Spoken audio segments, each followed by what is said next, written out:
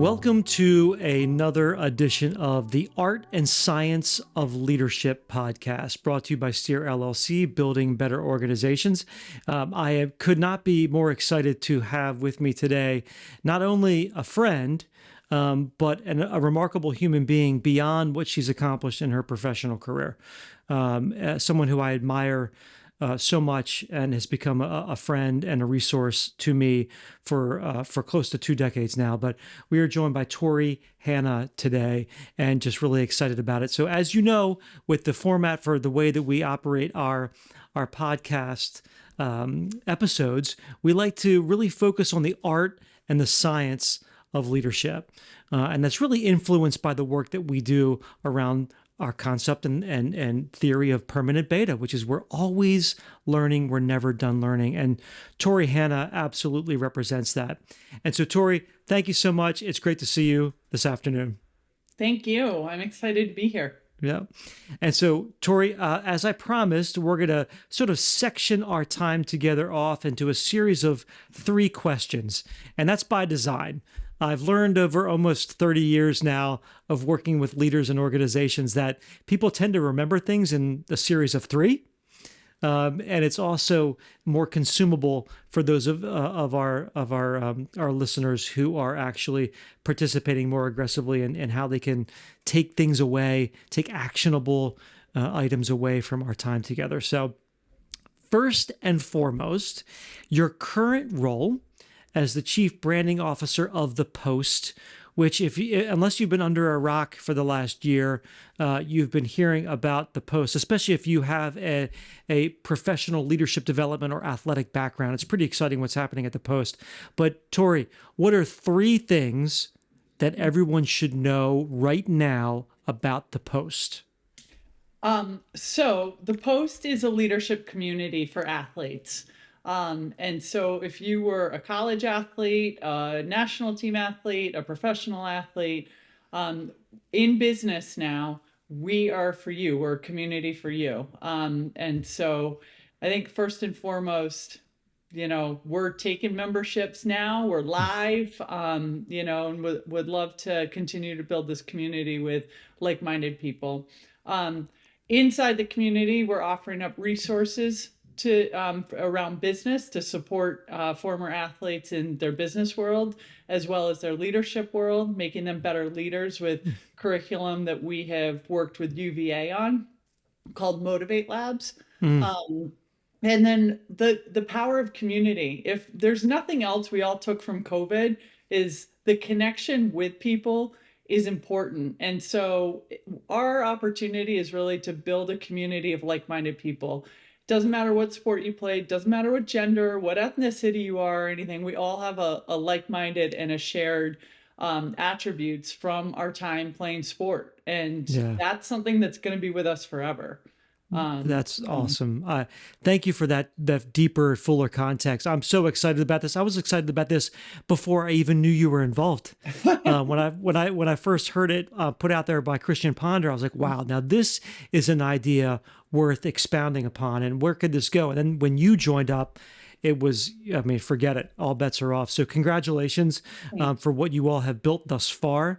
It's an incredible opportunity for those of us who are former athletes in business. So you're really speaking my love language right now, Tori. I mean, this is awesome. And I think what's really neat is that you and I, as not only friends but also as former college athletes, this really strikes a nerve for us. And the fact that we have seen so much of what we were able to learn and accomplish through athletics be pulled through into the professional space, and how we can develop that further is something that I want to learn as much about and connect with the Post as much about. So for those of our listeners, would love to know, I'm certain, your athletic background, multiple time All-American, national champion.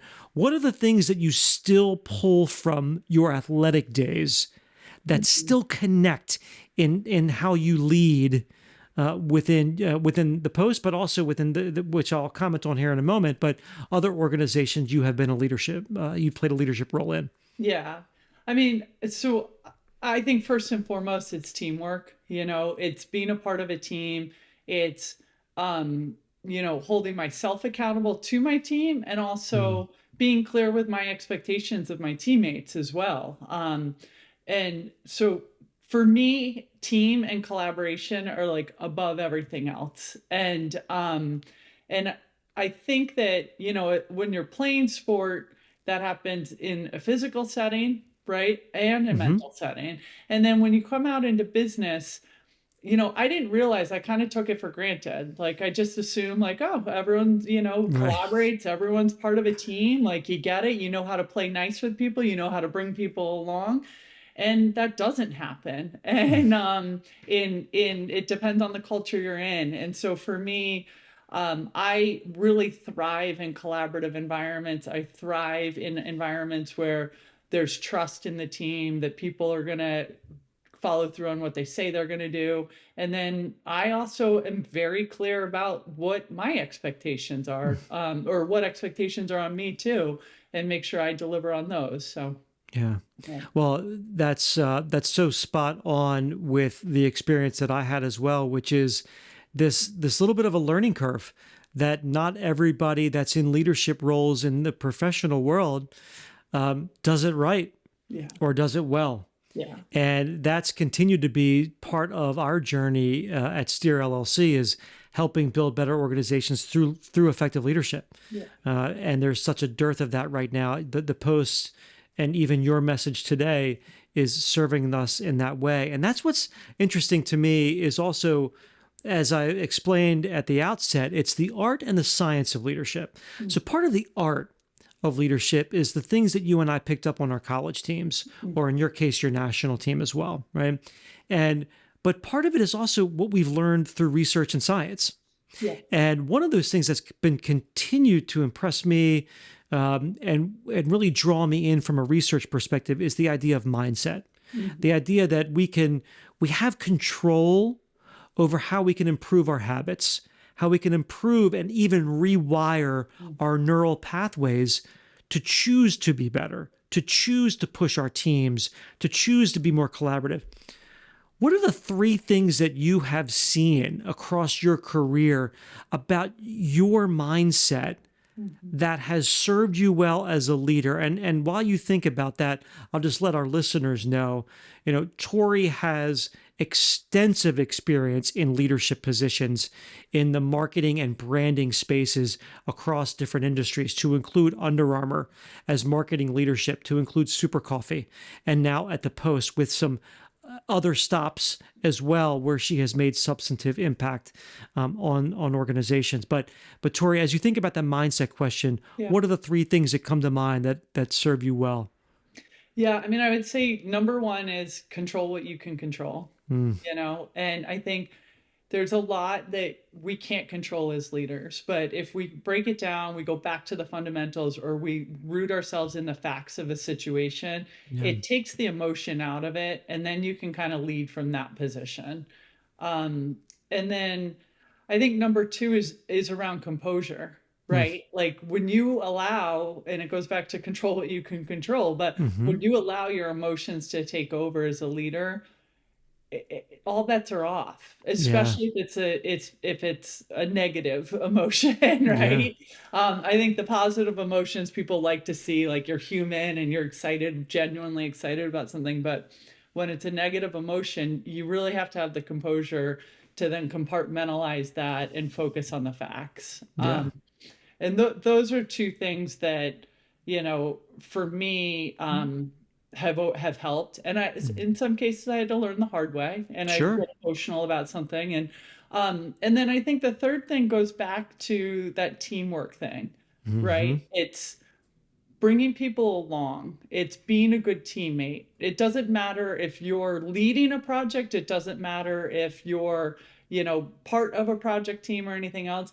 It's on you to make sure that people are brought along in the process and they yeah. feel a part of the process, and then they'll be more invested in making sure that you reach the goal.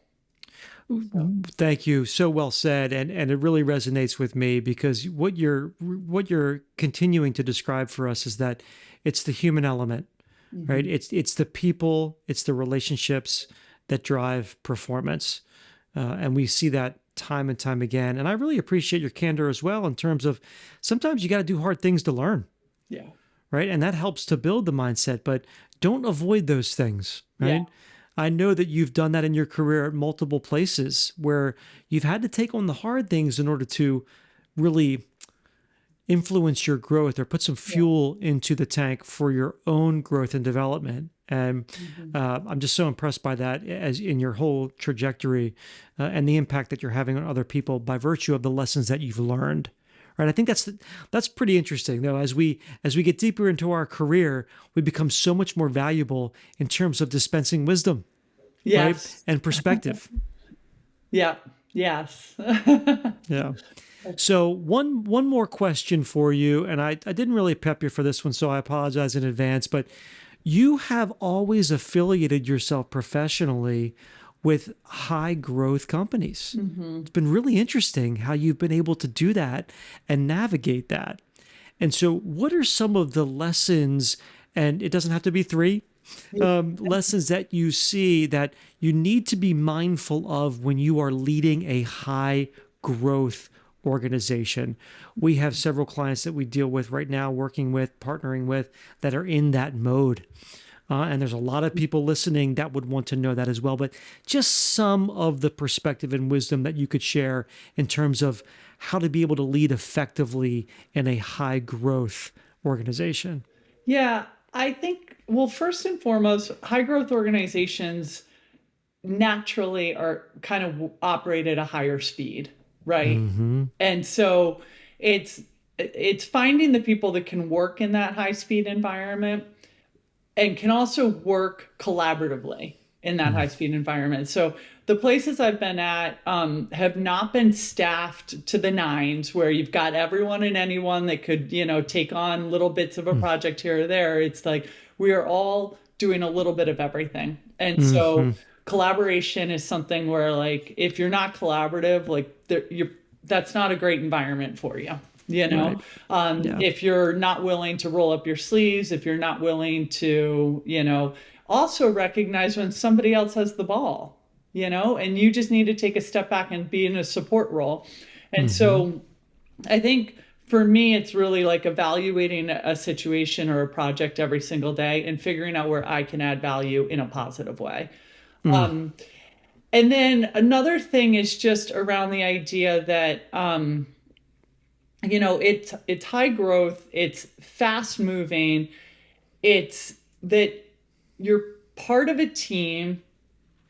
You're not going to have all the answers you need immediately, and so Right. I think it's making decisions and being okay with the decisions you're making based off the information you have at that moment, and then having the flexibility that you can change that decision later. Right. So there were times where, and there are times right now as we're building the post where we'll make a decision, we'll reverse that decision a week later because we have new information. Right. You can't get frustrated, annoyed, or anything else. You got to continue to move the projects forward. And Yeah. it's a mindset, Yeah. and that's why I think like sometimes, people come in from big businesses, corporate environments where, you've got process and procedure and all these things in place and stuff. And they'll struggle at first in an environment like this, Right. where it really is like the flexibility, the understanding, and compassion for how decisions get made and why they're get made Yeah. is going to be key. So, Wow, that was so cool to hear you to express it in that way, and it's not for everybody. it's It's not, not for everybody, and you've got to and that's understand that. You got to, okay. And it's okay. and that's okay, and that's okay.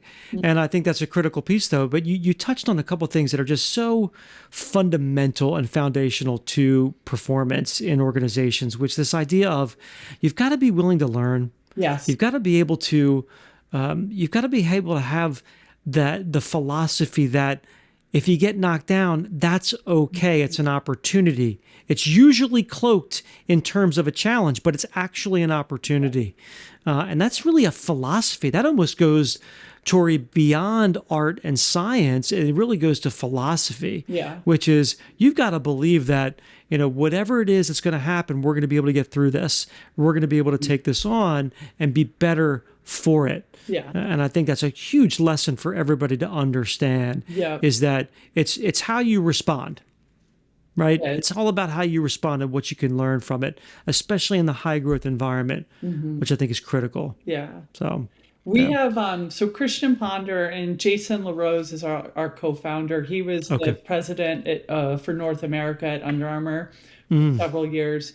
And so the thing I've really appreciated about coming on with them is the fact that none of us have all the answers, right?